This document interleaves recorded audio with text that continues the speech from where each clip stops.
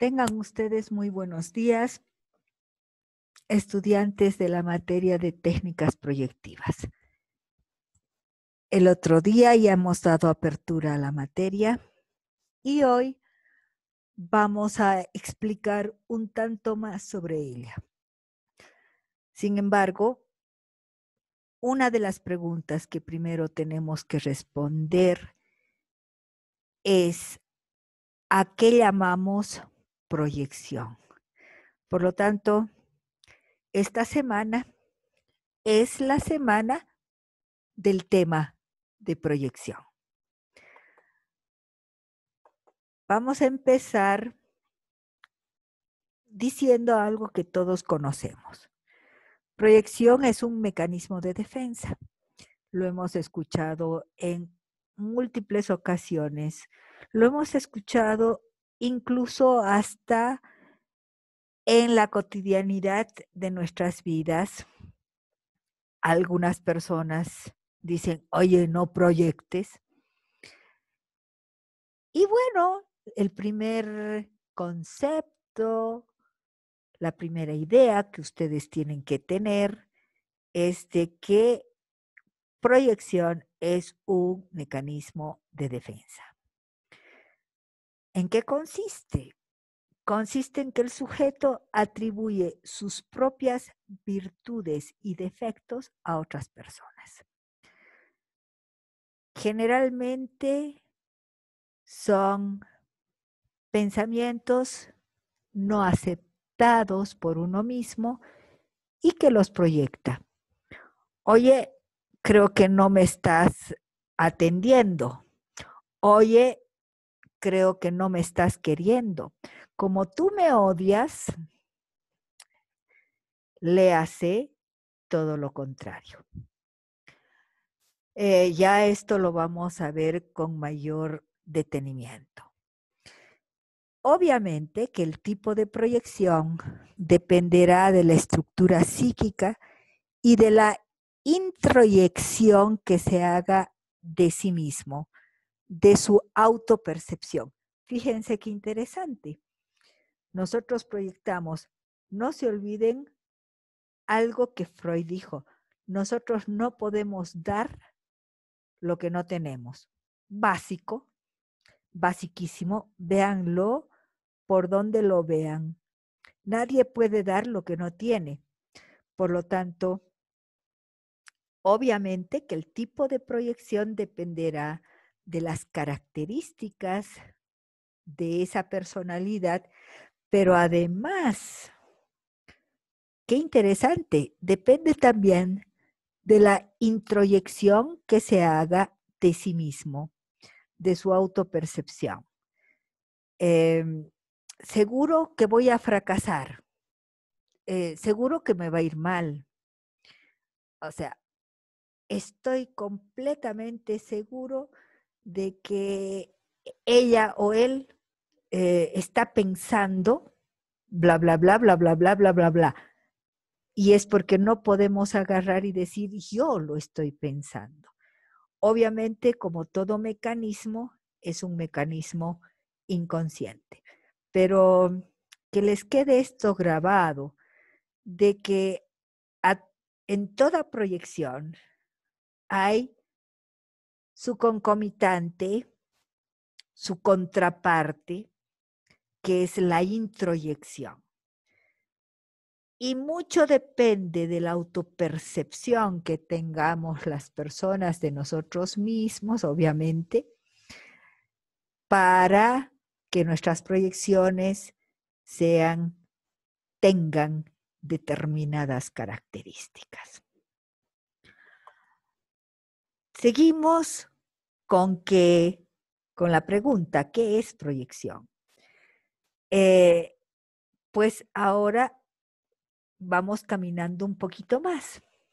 Habíamos establecido de que la proyección es una defensa, pero ahora vamos a ver de que no es cualquier defensa, sino que es una defensa primaria, pues se encuentra presente en todas las estructuras psíquicas, neurosis, psicosis, en la perversión, en las psicopatías, encontramos esta defensa primaria. Por eso es defensa primaria.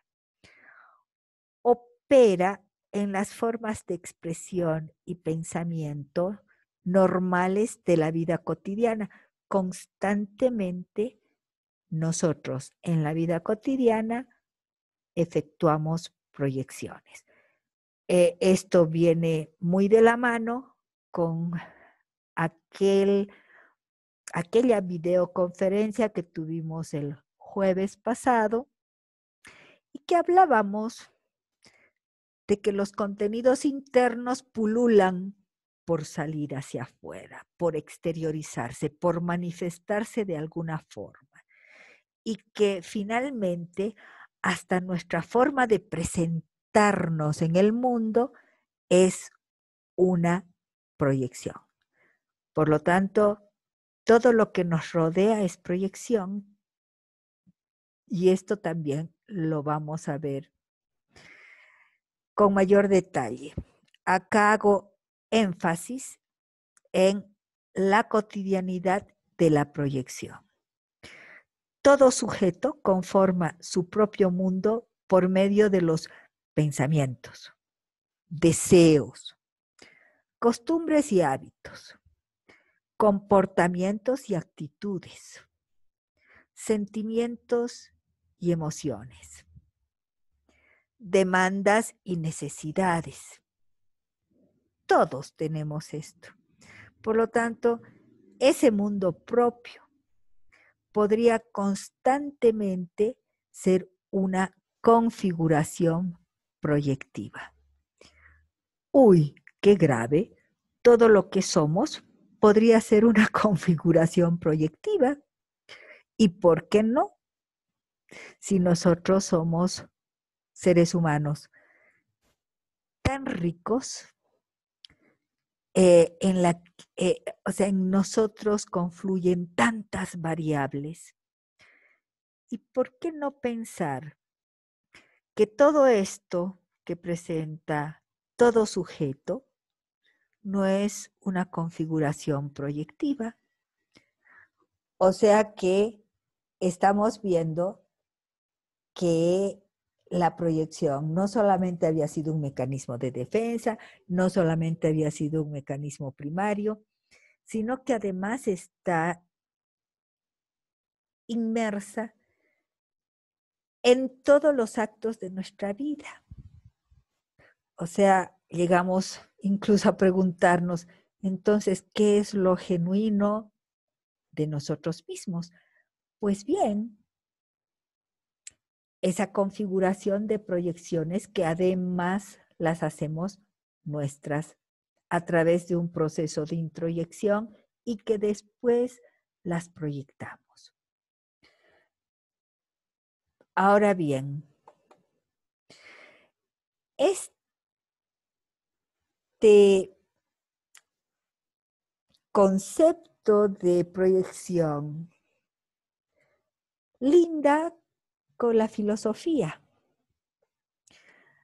Ya Martin Heidegger se refirió a ella. Martin Heidegger, un existencialista, un filósofo existencialista, que afirma: el mundo interno tiende a teñir el externo, el mundo externo, con su propia configuración.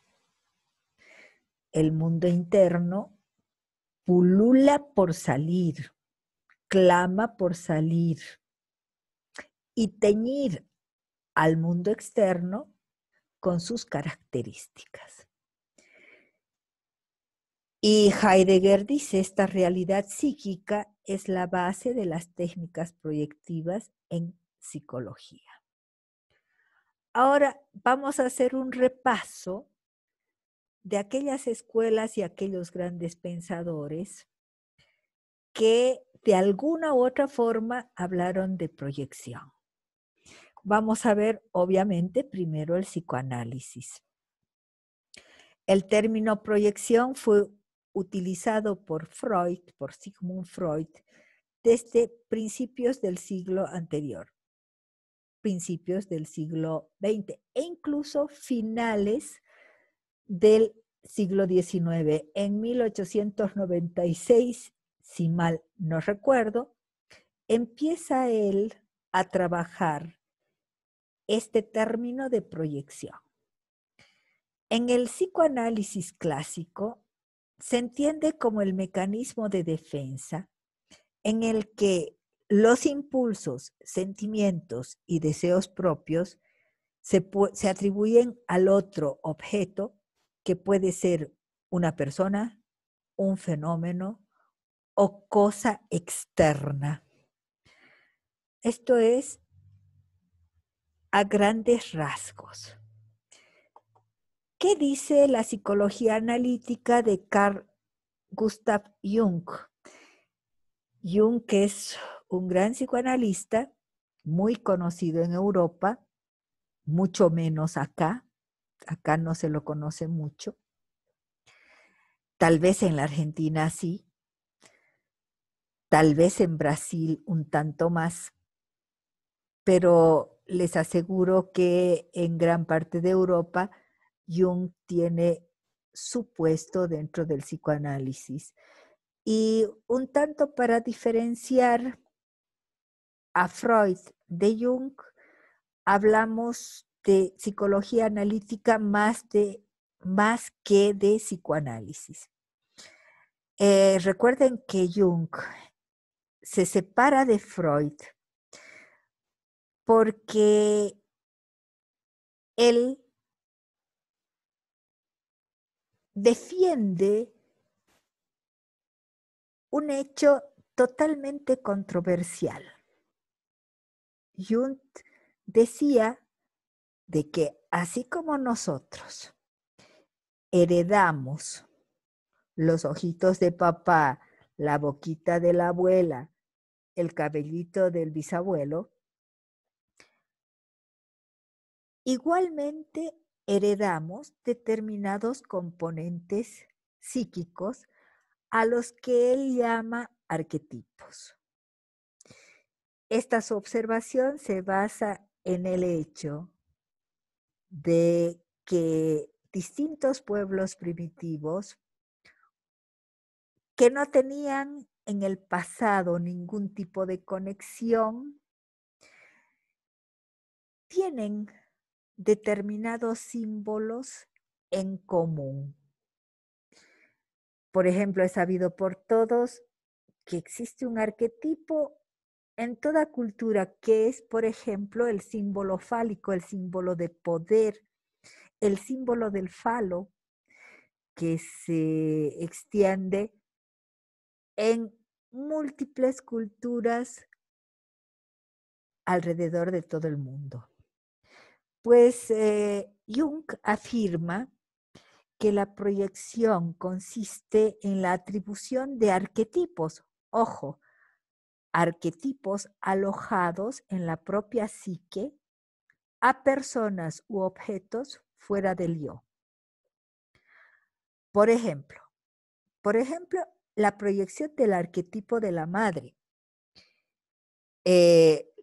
Uno proyecta la madre a la idea que uno tiene de madre, la proyecta en la madre personal o en todas las mujeres que rodean a un individuo, con características especiales de acuerdo con la cultura, de acuerdo a la cultura a la que pertenece. En muchas culturas se exalta muchísimo a la mamá y en la nuestra, por ejemplo, incluso la Pachamama es madre y por lo tanto el arquetipo que tenemos de madre proyectamos en nuestras experiencias cotidianas en todas las mujeres. El arquetipo de la sombra, es decir, ¿qué es sombra? Tal vez me faltó poner entre comillas el arquetipo de la sombra. ¿Qué es la sombra? Representa aquella parte del psiquismo de deseos, sentimientos o experiencias reprimidas que son inaceptables para el individuo y que las proyecta sobre otras personas para expulsar fuera de sí las partes negativas de la personalidad. Fíjense qué interesante. Entonces ya sabemos que hay un arquetipo que en todo el mundo, y claro, por la experiencia que se tiene, ¿no? ¿Qué es la sombra? ¿Qué es lo oscuro? ¿Qué es lo que no se ve? ¿Por qué la noche es tan enigmática y por qué en la noche se despiertan más nuestros temores, nuestros miedos, nuestras ansiedades, nuestras angustias? Y porque la falta de claridad hace que en las sombras se escondan nuestros propios demonios. Uy, parece interesante. Por lo tanto, nosotros proyectamos nuestras partes negativas de nuestra propia personalidad en aquello que es oscuro, en aquello que es no visible o no tan manifiesto. Esta es la posición de Jung y fíjense que es una posición interesantísima. Les decía, Jung y Freud en un principio son los fundadores del psicoanálisis y en un principio tuvieron una desaveniencia. Bueno, Freud tenía desavenencias con muchos de sus colegas. Jung sostenía de que nosotros heredábamos también determinado tipo de contenidos psicológicos llamados arquetipos colectivos. En cambio, Freud decía que no, que nosotros, que la historia particular de cada individuo era particularísima y que cada individuo solito se iba haciendo a través de las distintas experiencias, de las distintas vivencias. Pero cabe cuestionarnos, ¿está tan descabellada la posición de Jung? ¿No será que de alguna u otra forma también heredamos algún tipo de estos arquetipos colectivos? Bueno, es una buena pregunta y esperamos de que en algún momento, a raíz de las experiencias y de las múltiples experiencias que tengamos dentro de nuestro ser como psicólogos, podamos contestar. De todas formas, yo les adelanto, Freud tiene razón, pero Jung parece que no está tan equivocado. Si nosotros observamos las distintas culturas que simplemente nos rodean en nuestra tierra, una tierra riquísima por lo multicultural que somos, vamos a ver de que hay determinado tipo de posiciones que son comunes. Lo podemos en algún momento discutir. Suena interesante la posición esta. ¿Qué pasa con Klein, Melanie Klein? Otra persona que fue muy amiga de Freud, también se la cuenta en las épocas primitivas del psicoanálisis y también surgen algunas desavenencias con Klein y Freud y Klein se separan. Cada quien con su posición psicoanalítica particular.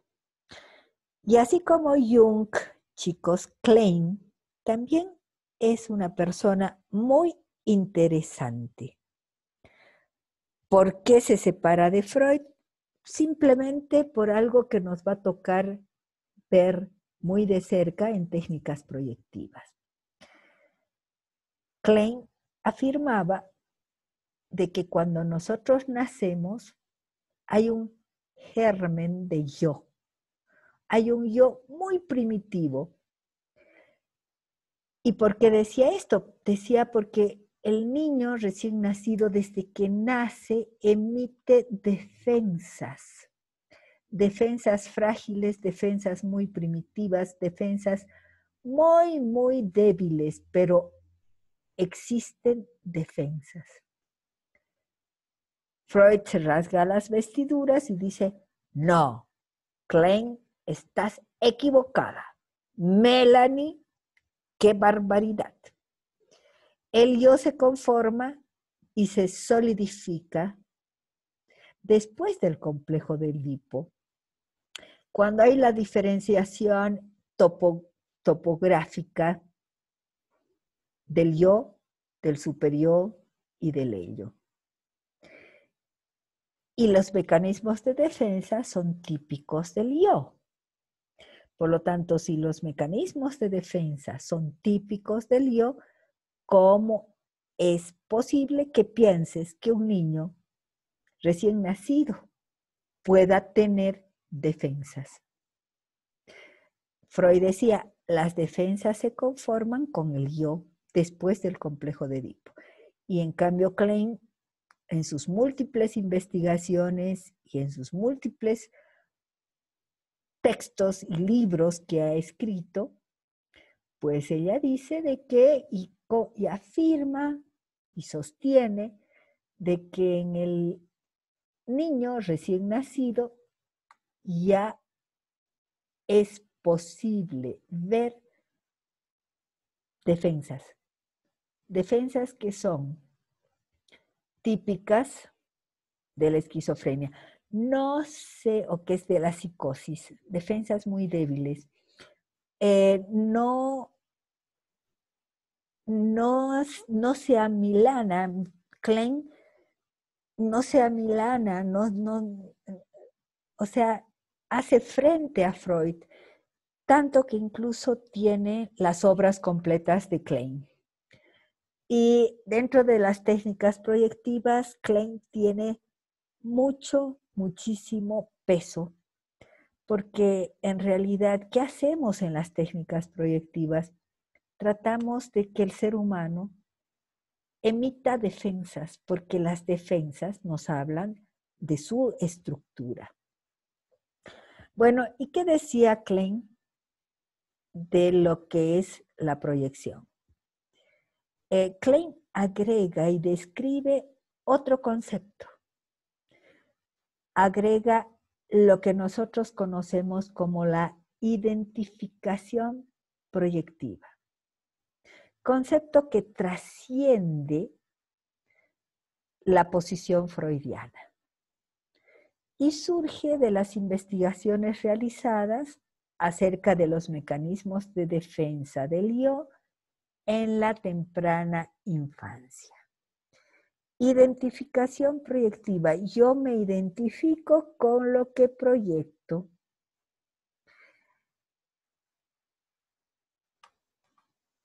Muy útil este concepto.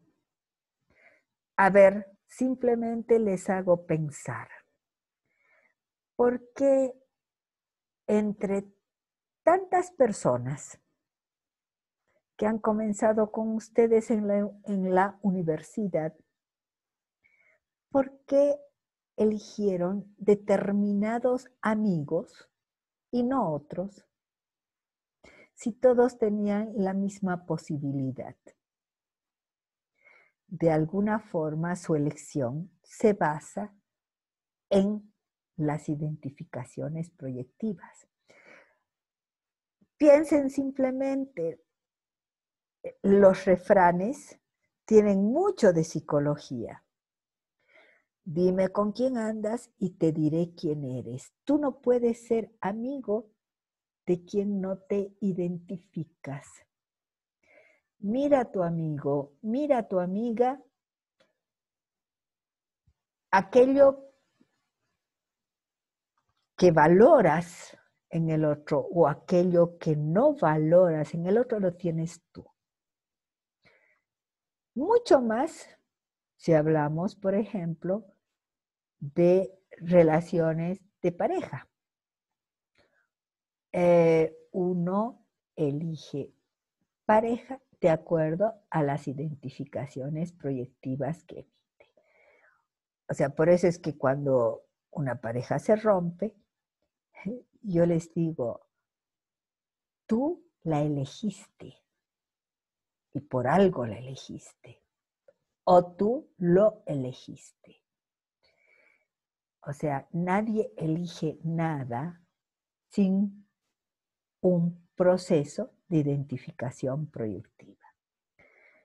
Y estos procesos de identificación proyectiva se comienzan a fundar, se comienzan a estructurar desde nuestra temprana infancia. De esto podríamos hablar muchísimo, pero bueno, psicología se hizo para cuestionar primero a los que gustan de psicología. Pues empiecen a cuestionar, psicología es vida, la proyección es vida, por lo tanto empiecen a cuestionarse sobre sus identificaciones proyectivas. Klein además dice, la identificación proyectiva está relacionada con el sadismo infantil. Les había comentado hace un rato que ella sostenía de que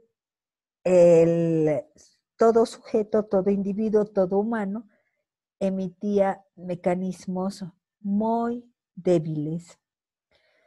Y esto lo funda en dos periodos que para ella son importantes. Uno, el periodo esquizoparanoide, cuya fijación da como resultado estructuras débiles psicóticas. Y la otra, la posición depresiva, cuyas fijaciones y regresiones a estas etapas, porque saben de que cuando nosotros nos fijamos, tendemos el día de mañana a regresar a estas etapas, pues en las posiciones depresivas, la culpa, los procesos de reparación, hacen que nosotros regresemos a etapas neuróticas, ya que la posición depresiva contiene muchas de las características que después se traducen en las distintas neurosis que conocemos. Por lo tanto, la identificación proyectiva está relacionada con el sadismo infantil. El sadismo infantil está bastante antes que la posición neurótica. El sadismo infantil está situada en la primera posición, en la posición sadomasoquista, en la posición esquizoparanoide infantil. Por lo tanto, esta identificación proyectiva está relacionada con el sadismo infantil y se trata de que partes del sí mismo se escindan y se desprendan para ser proyectadas sobre otra persona. Pero hasta ahí está bien. Pero ella dice, introduciéndolas en el objeto con el fin de tomar posesión de él y causarle daño. Es decir, qué bárbaro. Muchas veces nuestras identificaciones proyectivas no solamente son identificaciones ingenuas, no son identificaciones inocentes, sino que muchas de ellas tienen el objetivo de tomar posesión del otro y causarle daño. Es el prototipo de la relación de objeto agresiva. Prototipo de la relación, por ejemplo, sadomasoquista que muchas parejas tienen dentro de su hogar. Muchos amigos tienen, muchos enamorados tienen. Posiciones en las que se advierte una relación agresiva. ¿Qué dice Lacan? Bueno, Lacan también lo conocemos y conocemos mucho de sus posiciones. Hablamos bastante de él en la carrera. ¿Y qué dice de la proyección? Recuerden ustedes la famosa teoría del espejo. ¿Acaso no está hablando de identificaciones proyectivas? ¿Acaso no está hablando de proyección? Lacan relaciona al fenómeno de la proyección con la neurosis, específicamente con la neurosis.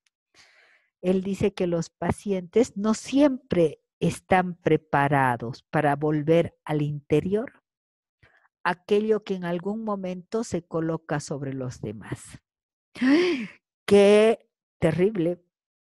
Lo que hace un ratito les decía, aquello que ustedes han colocado en el otro, aquello que critican sobre todo en el otro, ¿no será que lo tienen ustedes mismos?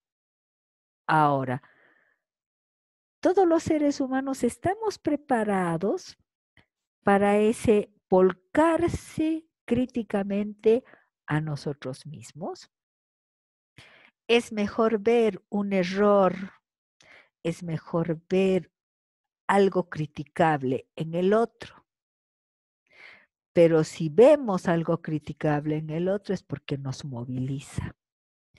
Entonces cabe la pregunta, ¿no será que eso criticable lo tengo yo mismo? Puntos suspensivos. Vamos a ver qué podemos responder de ello. Ahora bien, esto es Lacan. La teoría de la Gestalt, la psicología de la Gestalt. Uno de los representantes más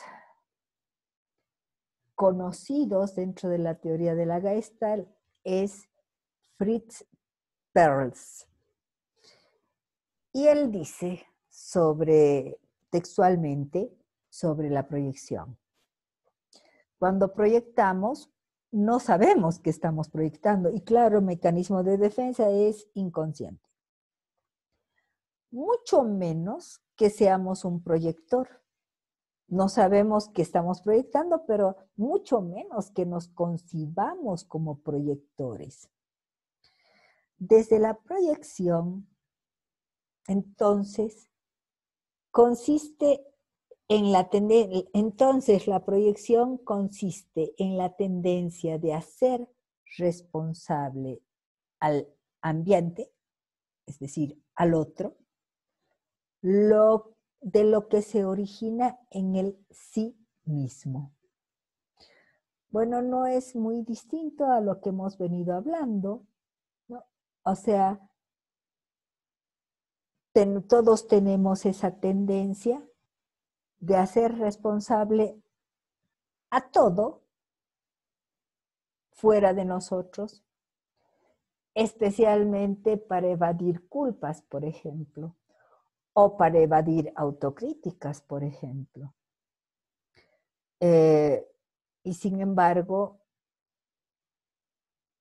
ello tiene mucho que ver con el sí mismo. Además, la Gestalt dice, Las proyecciones psicológicas son, en esencia, estados no aceptados, incluso reprimidos, que hay que liberar. Y bueno, un tanto la terapia consiste en eso. O sea, nosotros como terapeutas, el día de mañana ustedes como terapeutas, lo que hacemos es liberar la represión. Y y con ello curamos. Y con esto hemos hecho un recorrido de las principales corrientes o las principales posiciones sobre la proyección. Y ahora yo quiero hacer una reflexión sobre la proyección en la vida. Como un resumen de todas estas posiciones, vamos a ver que todos somos pantallas del otro. Todos proyectamos en el otro partes internas nuestras. Las personas reales están repletas de seres imaginarios. Esto lo dijo Grimm. Fíjense, las personas reales están repletas de seres imaginarios. Por favor, piensen en esta frase y piensen si no es cierto. Es un proceso de ida y vuelta. Nosotros proyectamos en el otro y el otro en nosotros. Por lo tanto, es un proceso constante de ida y vuelta. Nosotros proyectamos, pero el otro también proyecta en nosotros. Hay distintos tipos de proyección. Digamos de que la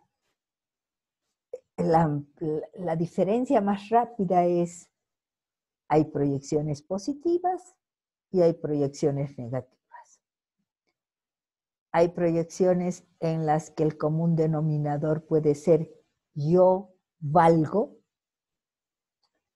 como que hay proyecciones cuyo común denominador puede ser yo no valgo. Hay proyecciones de intereses particulares. ¿No les ha pasado algo? Alguien se embaraza en la familia y como uno está con el tema del embarazo, sale a la calle y ve 40,000 personas embarazadas.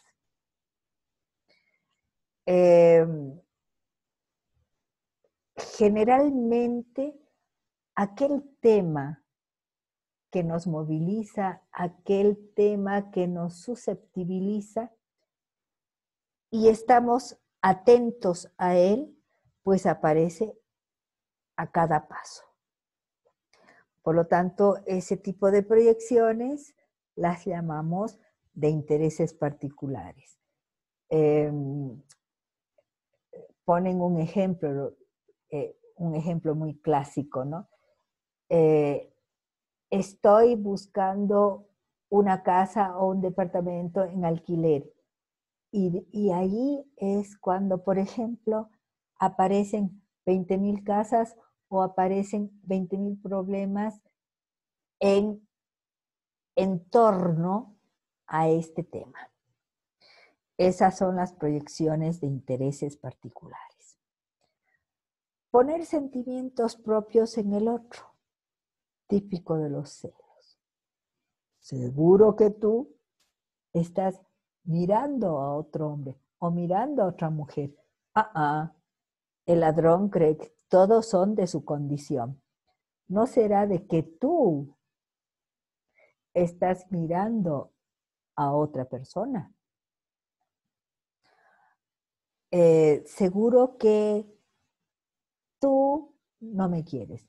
¿No será de que tú has empezado a no querer? Por lo tanto, poner sentimientos en el otro es muy común dentro de nuestra cotidianidad. Proyecciones de culpas. El que es incapaz de enfrentar sus propias emociones, conflictos y estados anímicos internos conflictivos. Los vuelca sobre los demás en forma de críticas e interrelaciones agresivas. Es decir, tú hiciste esto, tú hiciste lo otro, tú hiciste lo de más allá. Ojo, objetivamente, ¿y cuánto hiciste tú? ¿Tú qué dices tú? ¿Cuánto hiciste tú mismo? Es muy común esto de culpas. O sea, se cayó una persona, pero es que yo la estaba agarrando y ella se soltó. O sea, típico de situaciones muy cotidianas en las que proyectamos la culpa en el otro. No soportamos tener la culpa de muchos de los incidentes que nos rodean. Otro tipo de proyección, de idealismo. Por ejemplo, cuando uno se enamora. Cuando uno se enamora, o pues no hay ser más perfecto que aquella persona que ha venido y que me ha dicho y que me ha mirado y que fíjate cómo me ha hablado y mira cómo es su posición. O sea, de Dios abajito. Por lo tanto, esos tipos de proyecciones, por ejemplo, cuando estamos enamorando y especialmente al principio de las relaciones, siempre tenemos posiciones idealistas. Bueno, ustedes dirán, ¿y se agotó el tema? No, hay otro tipo de proyecciones que ya las vamos a ir viendo. No se olviden que nuestra materia se llama técnicas proyectivas y justamente vamos a ir viendo todo aquello. El mundo interno presiona por manifestarse. Todas nuestras actitudes, comportamientos, formas de ser, etcétera, etcétera, revelan nuestro mundo interno. Es lo que el anterior jueves les decía a ustedes. Todo nuestro mundo interno quiere salir y manifestarse de alguna forma y tiñe al mundo externo de nuestros propios elementos internos. En todas las opciones que asumimos hay proyección. En todas las decisiones, en todas las elecciones hay proyección. En todas las manifestaciones de nuestro ser hay proyección. ¿Cómo te vistes? ¿Cómo te tratas a ti mismo? ¿Cómo te cuidas? Es una forma de proyectar. Muchas personas, de hecho, se presentan en el mundo totalmente descuidados consigo mismos. ¿Qué nos está queriendo decir ese descuido? Lo interesante es lo que pongo ahí al final de este slide. Constantemente proyectamos, señores. Constantemente. Y eso hace que se abra un capítulo muy importante para nosotros. La observación. O sea, si estuviéramos estudiando derecho, si estuviéramos estudiando arquitectura, si estuviéramos estudiando, qué sé yo, ingeniería, no interesaría tanto esto. Pero para los psicólogos es súper importante que empecemos a observar, no solamente a mirar, no solamente a ver, sino a observar toda manifestación interna proyectada. Tenemos que saberla observar. Los psicólogos debemos desarrollar nuestra capacidad de observación, siendo esta nuestra mejor aliada para poder interpretar las proyecciones que emiten especialmente aquellas personas que demandan nuestros servicios. ¿Qué es ver por ver, mirar por mirar? No, debemos saber observar y debemos saber interpretar lo que observamos. Y seguimos con la observación de la conducta, de cómo se presenta, de qué detalles muestra la persona que tenemos en nuestro consultorio, nuestro gabinete, nuestro lugar de trabajo como psicólogos. Puede constituirse en nuestro mejor aliado para el trabajo, ya sea diagnóstico y o terapéutico. Y por último, fíjense lo que pongo. O sea, aprender a ver detalles y desarrollar nuestra capacidad de observación. Es un objetivo que apoya a todo buen psicólogo.